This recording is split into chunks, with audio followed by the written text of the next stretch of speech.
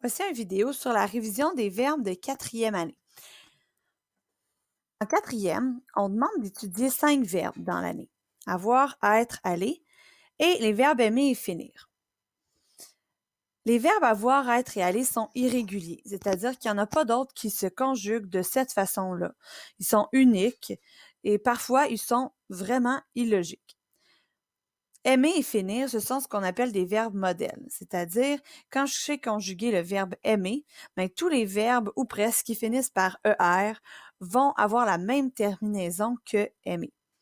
Tous les verbes ou presque qui terminent par IR, je vais pouvoir me fier sur ce que je connais du verbe finir.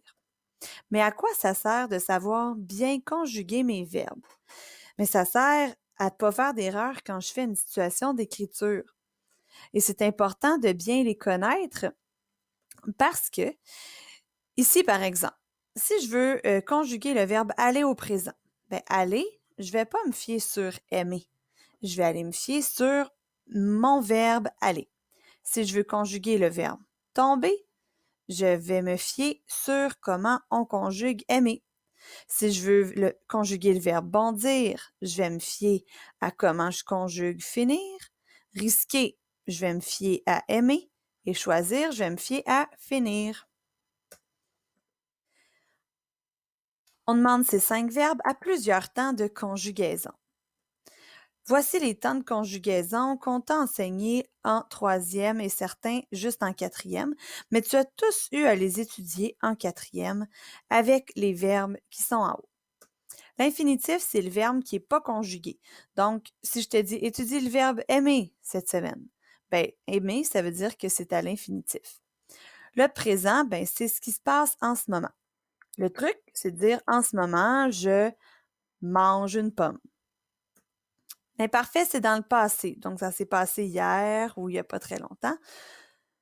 Hier, je mangeais une pomme. Le futur simple et le futur proche, ça se passe dans le futur, donc c'est pas encore arrivé, ça va arriver prochainement. Le futur simple et le futur proche, je peux dire demain je. Donc pour le futur simple, je dis demain je mangerai. Pour le futur proche, je dis demain je vais manger. Le conditionnel présent, ça le dit, c'est une condition. Et le truc, c'est tout le temps de mettre le pronom de conjugaison comme je mangerai une pomme si j'en avais à la maison. Quels sont les trucs pour bien conjuguer des verbes? Ben, on te demande d'étudier 5 verbes dans l'année. Donc, ton premier truc, c'est de les connaître par cœur et d'être capable de les reconnaître aussi dans une phrase. Donc, si tu les connais par cœur et que tu connais bien leur terminaison, ben déjà, c'est un bon plus. Tu peux aussi vraiment toujours retourner quand tu es en situation d'écriture dans ton cahier de zigzag où tous les verbes y sont. Deuxième truc, il faut savoir reconnaître le verbe dans la phrase.